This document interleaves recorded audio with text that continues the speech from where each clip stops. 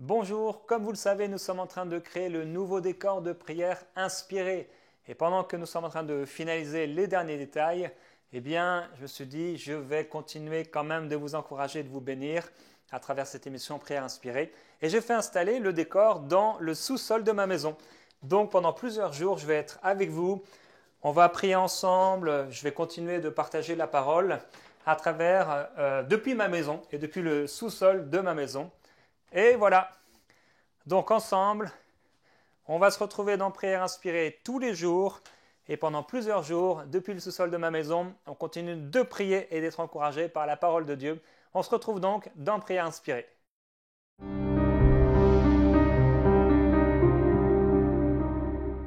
Bonjour et bienvenue dans votre émission de prière inspirée. Nous sommes en train de parler du retour de Jésus, quelque chose qui est sur le point d'arriver. Jésus est à la porte. Et il revient chercher son épouse. Une église, mais pas n'importe quelle église. Une église et une épouse qui s'est préparée. Il est tellement important que nous puissions nous préparer. Et hier, j'ai partagé avec vous ce qui va se dérouler dans les 60 prochaines minutes qui vont suivre l'enlèvement. Au moment de l'enlèvement, en un instant, tous ceux qui ont cru au Seigneur Jésus-Christ, non seulement qui ont cru, mais qui ont fait une expérience profonde et sincère de repentance, qui ont donc renoncé à leur vie et qui, à partir de là, sont nés de nouveau. Donc on fait l'expérience d'une nouvelle naissance, ils sont complètement nouveaux et ils ont ensuite marché avec le Seigneur Jésus-Christ dans une communion personnelle avec lui et en obéissant à sa volonté. Donc ils se sont préparés. Ces centaines de millions de personnes vont être enlevées tout à coup. Certainement, cela aura été précédé d'un réveil mondial qui peut se passer en quelques jours. En une semaine, Dieu peut sauver des millions et des centaines de millions de personnes par le vent de son esprit. De la même façon qu'en une nuit, qu'en un jour, une nation peut être enfantée et qu'en un instant, des centaines de millions de personnes peuvent être enlevées à la rencontre du Seigneur dans les airs. Et donc, au moment où ces centaines de millions d'adultes et d'enfants vont être enlevés, les familles qui connaissent le Seigneur, il va y avoir une activité satanique qui va être déployée sur toute la terre. Les démons qui étaient parfois, on leur résistait à cause des prières des chrétiens, etc. Il va y avoir un relâchement total, un déploiement total de l'armée satanique qui va envahir la terre, les hommes, etc. Mais en tout cas, dans les prochaines secondes qui vont suivre l'enlèvement, il va y avoir un choc traumatique, un traumatisme terrible de toutes les personnes qui ont vu cette chose arriver, mais également toutes celles qui n'ont pas forcément vu quelqu'un sous leurs yeux disparaître, mais de tous ceux qui vont l'entendre. Et de la même façon qu'il y a eu une angoisse terrible qui a touché les États-Unis, mais aussi d'autres nations, lors d'attentats, mais également lors de ce qui s'est passé, des événements qui entouraient la destruction des tours du World Trade Center, on sait que à ce moment-là, il y a eu 2800 morts. C'était une tragédie qui a fait que on a montré ça partout aux infos. Vous vous souvenez certainement, si vous étiez né à l'endroit même où vous avez regardé ces nouvelles en direct. Eh bien, de la même façon, mais de façon multipliée, il va y avoir une confusion, une angoisse chez tous les peuples de la terre. Et au même moment, tous sauront ce qui vient de se passer. Et donc certains vont voir sous leurs yeux des personnes disparaître et ça va être un traumatisme terrible. Dans ces centaines de millions de personnes, beaucoup seront certainement sur la route, en train de conduire leur voiture. Il va y avoir des dizaines et des dizaines de millions d'accidents de la route, mais d'autres types d'accidents, de motos, de bus, etc., de camions, qui vont engendrer des carambolages, qui vont engendrer des morts, des centaines de millions de morts certainement dans ces accidents et dans d'autres types d'accidents qui ne sont pas forcément des accidents de la route. Et il va y avoir des incendies, une panique générale et qui va devenir une panique hystérique en comprenant, en réalisant que c'est pas seulement une ou deux personnes qui ont disparu. C'est pas seulement 1000 ou 10 000 ou 1 million. Mais en fait, c'est une disparition de centaines de millions de personnes qui ont eu lieu. Et donc, j'aimerais maintenant vous décrire, et certainement c'est une description qui est imparfaite, mais qu'on puisse penser aux terribles heures qui vont suivre l'enlèvement de l'Église. Donc, il y a eu l'enlèvement de l'Église, confusion. Il y a en live maintenant des centaines de millions de personnes qui suivent en direct les informations, qui commencent à voir les images, les catastrophes, les accidents, les carambolages, les disparitions, les premiers politiciens et personnes influentes qui commencent à décrire, et certaines d'entre elles qui avaient déjà été préparées, qui savaient ce qui allait se passer et qui vont commencer à émettre toutes sortes d'hypothèses, à dire toutes sortes de choses. Et donc, les personnes qui ont été averties, on sait que certaines d'entre ceux qui vont rester ont été avertis, elles ont connu, elles ont entendu, comme les contemporains de Noé avaient entendu. On appelle Noé le prédicateur de la justice. Il a prêché ce qui allait se passer. Il leur a dit de se préparer. Il leur a dit que le déluge arrivait, mais eux, ils se sont moqués. Ils ont continué de se marier, ils ont continué de manger, de boire et de faire la fête et de profiter de la vie. Pendant que Noé, lui, préparait son arche pour sauver lui et sa famille. Il faisait quelque chose de façon active, c'est pourquoi il a été sauvé.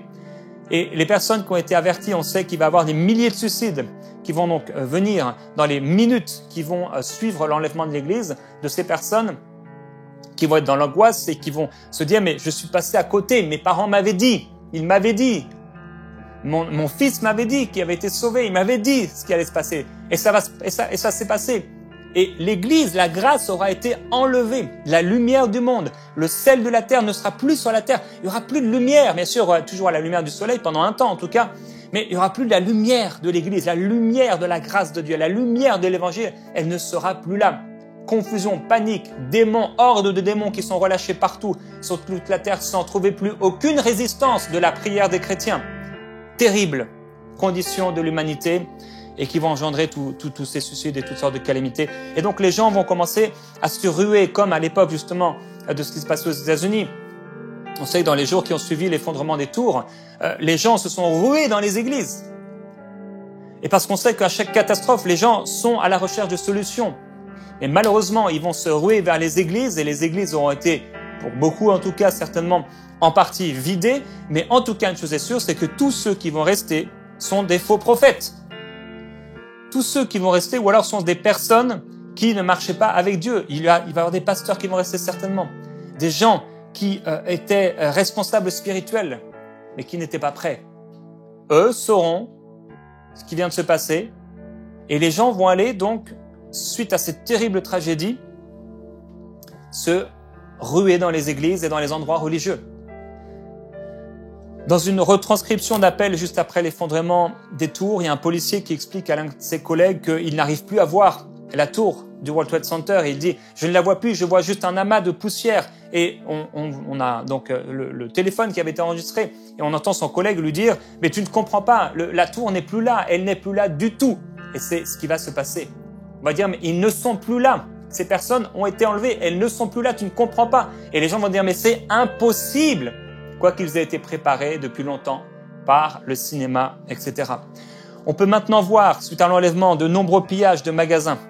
Il y a également un peu partout des maisons individuelles, familiales qui sont restées vides.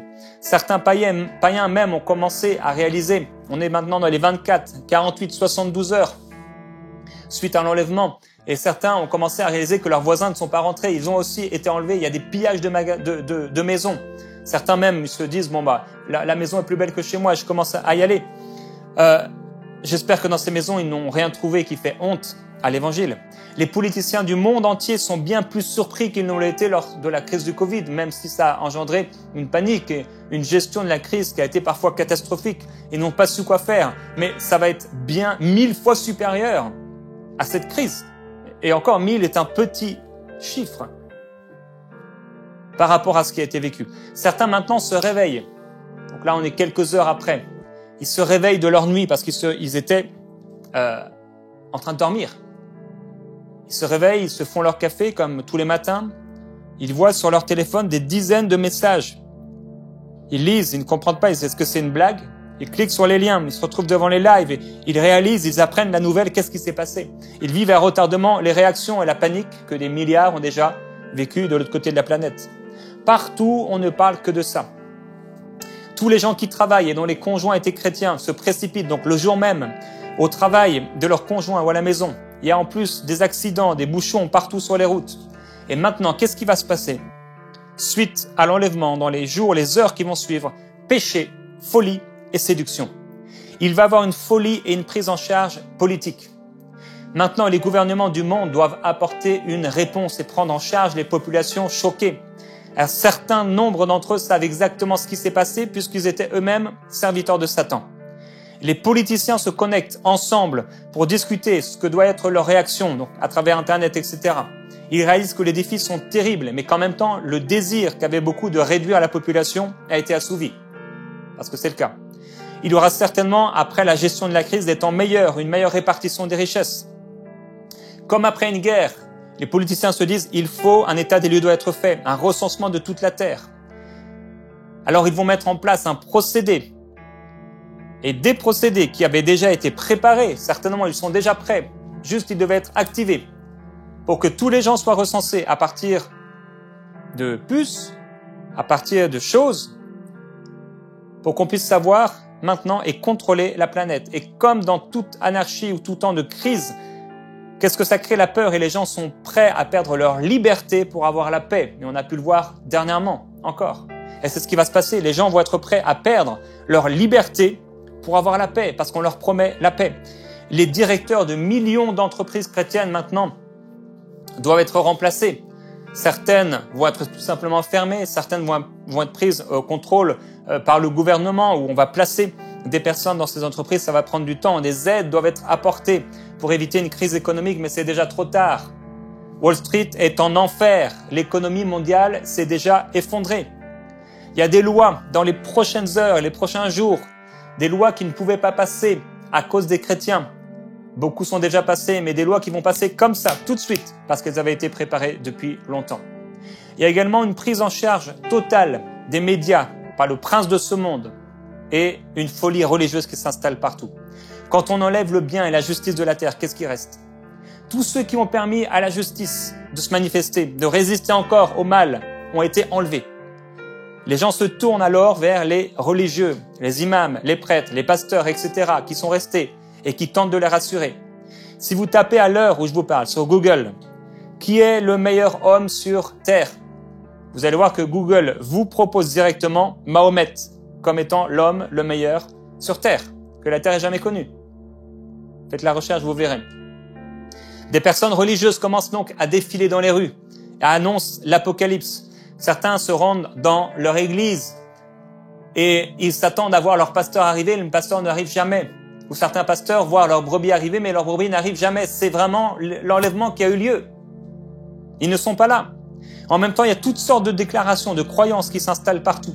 Le cinéma a depuis longtemps créé un monde virtuel et il a préparé ça. Les films sur l'apocalypse, ça a déjà commencé au cinéma. Et donc, il est bien possible que ce soit des extraterrestres, peut-être, qui aient enlevé ces millions de personnes. Il va y avoir une manipulation psychologique de masse. Qu'on dise ou pas que c'est des extraterrestres ou autre chose, en tout cas, il y aura une manipulation, c'est sûr, psychologique des masses. Ça va augmenter la confusion. Il est impossible de croire que seuls les chrétiens ont été enlevés. Donc les médias vont gérer plus que jamais, inspirés par le prince de ce monde, et vont mettre en avant des célébrités connues ou qui avaient été connues, qui ont fait une rencontre avec le Seigneur et qui étaient donc un mauvais témoignage pour la société, et ils vont montrer, et quand un média choisit de le faire, de montrer ce qu'ils veulent, ils vont montrer que regardez ces gens qui étaient en prison, ces gens qui étaient connus, ils péchaient, ils commettaient l'adultère, etc. Mais ce qu'ils vous diront pas, c'est que ces personnes ont depuis été sauvées, que dans leur prison, ils ont fait la rencontre avec le Seigneur. On dira comment cette personne qui a tué quelqu'un était un chrétien. Et alors, les médias montreront que ce n'est pas les chrétiens qui ont été enlevés. Mais tous les témoignages que les médias apporteront, bien sûr, c'est pour cacher la vérité. Ils diront non, ce n'est pas du tout l'Église qui a été enlevée parce que regardez ceci, et on va vous montrer tel article et tel article et tel article. Et ils vous montreront que ce ne sont pas les chrétiens qui ont été enlevés. Ce sont des criminels, ce sont des voleurs. En fait, c'est un tri aléatoire.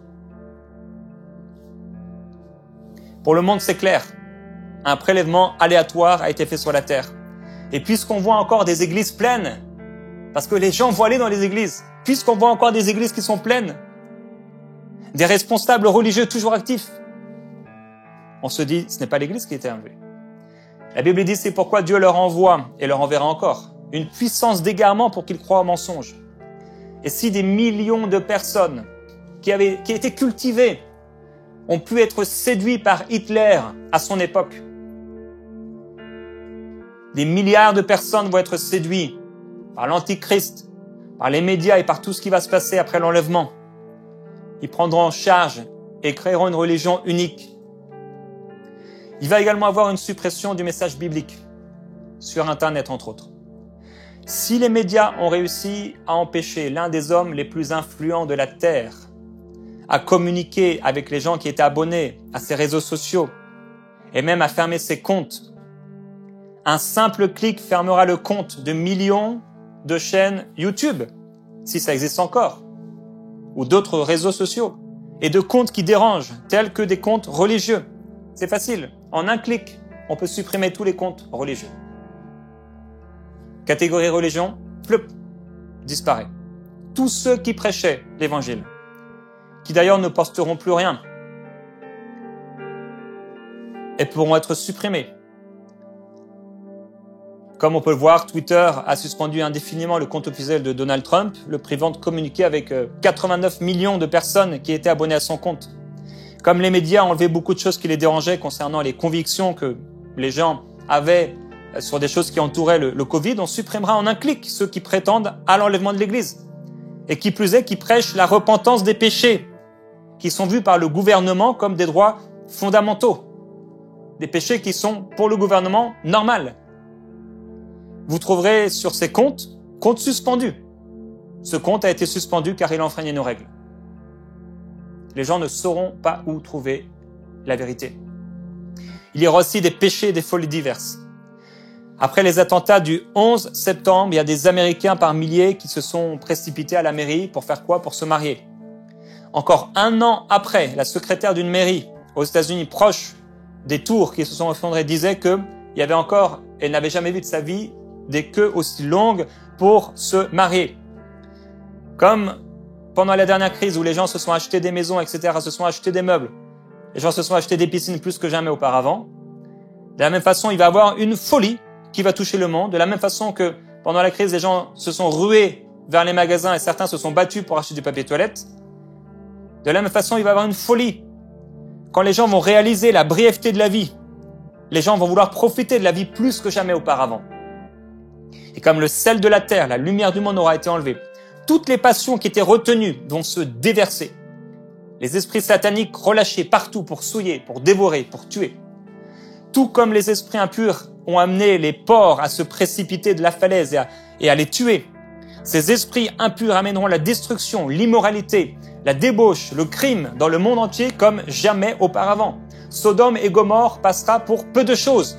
Le monde sera plongé dans la mort, dans la séduction, les guerres et les tribulations, et le pire reste à venir. J'aimerais rappeler que lorsque la porte de l'arche a été fermée par Dieu pour sauver Noé et sa famille, ils ont pu crier, ils ont pu pleurer, ils ont pu gratter contre le bois de l'arche pour essayer d'entrer. Ils ont pu essayer de l'escalader. C'était impossible. C'est aujourd'hui le jour du salut. Il va avoir, pendant 7 ans, des calamités. D'abord, par la séduction, on va imaginer et croire pour la paix, pour une meilleure répartition des richesses. Ce que le monde désirait depuis longtemps. Les gouvernements, ils veulent diminuer la croissance, le nombre de personnes sur la terre. Et tout à coup, il y aura autant de nourriture, autant de biens, autant de matériel, mais des centaines de millions de personnes en moins. L'Église n'est plus là. La bonne nouvelle de l'Évangile n'est plus prêchée.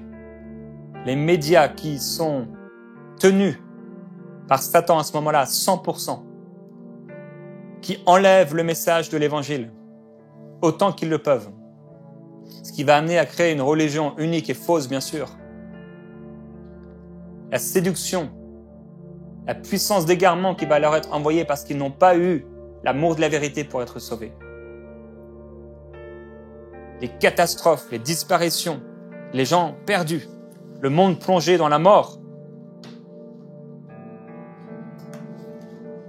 C'est la destruction partout sur la terre.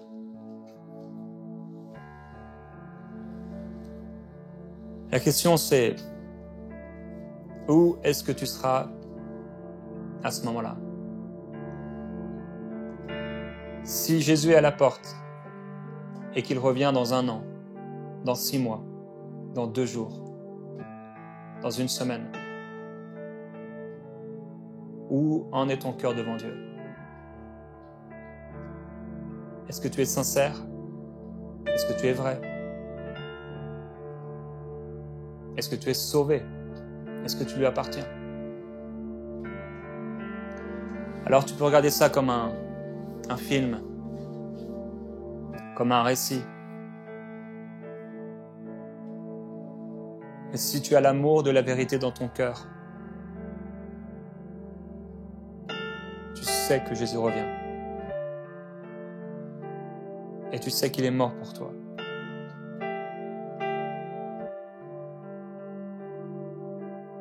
Et si tu te trouves aujourd'hui dehors, en dehors de l'arche du salut, cette arche qui était faite de bois comme le bois de la croix, cette croix sur laquelle Jésus est mort et son sang a coulé pour le pardon de tes péchés. Il a vu la misère de ta vie, le péché qui était en toi, les choses que tu fais que tu ne voudrais pas faire, les choses que tu aimerais faire que tu n'arrives pas à faire.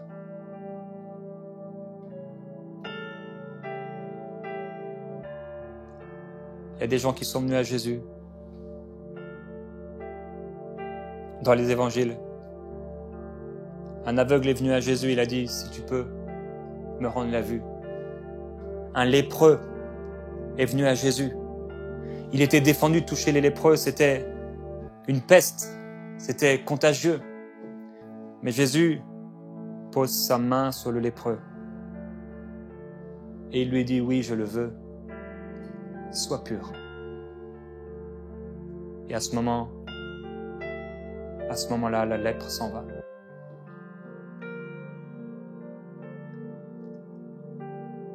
La lèpre est un symbole du péché. La Bible dit que celui qui connaît Dieu ne pratique pas le péché. Ça veut dire que cette personne ne vit pas dans une habitude de péché. Si tu vis, si tu demeures, si tu es vaincu par le péché, c'est pas ce que Dieu a prévu pour toi. Jésus veut te libérer. Jésus veut te pardonner. Jésus t'aime. Car Dieu a tant aimé le monde qu'il a donné son Fils unique, afin que quiconque vient à lui ne périsse pas, mais qu'il ait la vie éternelle, afin qu'il ne passe pas en jugement et en condamnation, mais qu'il soit sauvé. Père, je prie, toi qui as envoyé ta parole pour nous ouvrir les yeux et nous montrer les vérités qui sont tiennes, les vérités de l'alpha et de l'oméga, la parole vivante et éternelle de Dieu, celle qui subsistera. Tu dis, tout passera, mais pas ma parole. Père, je prie qu'alors que la vie est tellement brève, tu dis qu'on est comme une plante, comme une herbe qui passe et qui disparaît le lendemain. Pendant le temps que tu nous laisses sur la terre, tu nous appelles à faire un choix. Et toi qui m'écoutes, le Seigneur t'appelle à faire un choix maintenant. Il y a peu de temps. On est une vapeur. On paraît pour un temps et on disparaît. Et le but n'est pas de manger, de boire et de profiter de la vie, de se marier et d'avoir des enfants. Le but, c'est de rencontrer Jésus-Christ et de lui donner sa vie, de se repentir de ses péchés et d'être transformé pour avoir la vie éternelle. Dieu avait donné l'autorité à l'homme dans le jardin, Adam et Ève. Ève et Adam ont péché, ils ont donné l'autorité à Satan et c'est pourquoi le monde va si mal. Mais Dieu avait pourvu déjà, il avait pourvu en préparant la venue de Jésus-Christ qui allait venir dans une chair semblable à la tienne, à la mienne, parce qu'il avait vu ton péché à l'avance. Le péché de l'humanité, il était incapable d'être parfait selon la loi. Tous son péché sont privés de la gloire de Dieu. Mais ils sont gratuitement justifiés par le sacrifice de Christ et le sang de Jésus. Alors il est venu avec son sang, avec sa vie. Il a montré l'amour du Père. Il a démontré, il a enlevé tout ce qui était religieux pour montrer qui était vraiment Dieu. Et il est venu sur la croix et il a donné sa vie complètement. Il a dit, on ne prend pas ma vie, je la donne. Et il l'a donné pour toi. Et son sang a coulé pour toi, pour te pardonner entièrement et complètement, pour que tu sois libéré du péché. Oh, je veux t'encourager. Si tu n'as jamais fait cette expérience, là où tu es, à te mettre à genoux maintenant, c'est une histoire de vie ou de mort. Dieu dit, je mets devant toi la vie et la mort. Choisis la vie afin que tu vives. Je te demande de choisir la vie afin de vivre. Je t'encourage à choisir la vie. Et la vie, c'est Jésus-Christ. Il dit, je suis le chemin, la vérité et la vie. Nul ne passe au Père que par moi. Je ne sais pas en quel prophète tu as cru jusqu'à aujourd'hui. Je ne sais pas si tu te dis athée ou je ne sais quoi, agnostique ou je ne sais quoi, religieux, catholique, évangélique, je ne sais quoi, musulman, juif ou bouddhiste. Quel que soit ce en quoi tu as cru, Jésus-Christ est le chemin, le seul chemin, il est la seule vérité, il est la vie, et il est le seul Seigneur, le seul médiateur qui a été donné aux hommes pour être sauvés. Et aujourd'hui, tu peux le recevoir dans ta vie, dans ton cœur, en lui venant à lui, en lui demandant sincèrement pardon pour tous tes péchés. Et le plus grand des péchés, vous savez, le péché pour lequel les gens iront en enfer, c'est pas parce qu'ils ont volé, c'est pas parce qu'ils ont menti, c'est pas parce qu'ils ont triché, c'est parce qu'ils ont refusé de croire en Jésus-Christ. Ils ont refusé de se soumettre à sa seigneurie. Et alors que Satan a récupéré l'autorité qui était sur la terre, le Seigneur Jésus-Christ maintenant l'a redonnée à l'Église. Et il faut que cette Église marche dans son autorité et que cette Église annonce l'Évangile. Et cet Évangile t'est prononcé, t'est proclamé aujourd'hui. À toi qui m'entends, c'est aujourd'hui le jour du salut. Et Dieu peut te sauver en un seul instant. C'est une expérience extraordinaire. Ce n'est pas le fait de rejoindre une église, un groupement religieux ou un homme. C'est le fait de rejoindre Jésus-Christ dans son cœur et d'être sauvé à l'intérieur, être complètement transformé, pardonné de tous ses péchés et de devenir une nouvelle créature. Dieu veut te sauver entièrement, complètement. Un miracle à l'intérieur de ton cœur. Et aujourd'hui, viens à lui. Fais cette prière de tout ton cœur. Dieu, je te demande pardon parce que j'ai vécu ma vie pour moi-même, pour mes plans, mes désirs, mes projets. Et je t'ai délaissé, je t'ai méprisé. Je n'ai pas reconnu mon péché jusqu'ici, même si je pouvais le confesser parfois. Mais aujourd'hui, je viens à toi et je te demande pardon pour toute ma vie. Je suis un échec. Ma vie, Seigneur, est remplie de péchés. Je te demande pardon. Prends ma vie. Prends-moi. Lave-moi. Efface mes péchés. Purifie-moi. Sauve-moi de l'enfer. Sauve-moi entièrement. Je renonce à ma vie. Je veux vivre pour toi. Et je te choisis comme seul Seigneur alors que tu m'appelles à toi. Je crois que tu es mort à la croix à ma place, que ton sang a coulé pour le pardon de mes péchés. Pardonne-moi. Sauve-moi. Lave-moi. Fais cette prière de tout ton cœur et continue à prier maintenant. Deviens ami de Dieu. Chéris sa parole. Obéis à ses instructions. Et marche avec lui. Parle-lui chaque jour, à chaque moment comme à un ami. Et demande-lui, que veux-tu que je fasse aujourd'hui? Ouvre la Bible qui est la parole de Dieu. Et demande au Saint-Esprit de t'éclairer. Que son amour te couvre maintenant. Et que sa gloire te bouleverse. Au nom de Jésus-Christ.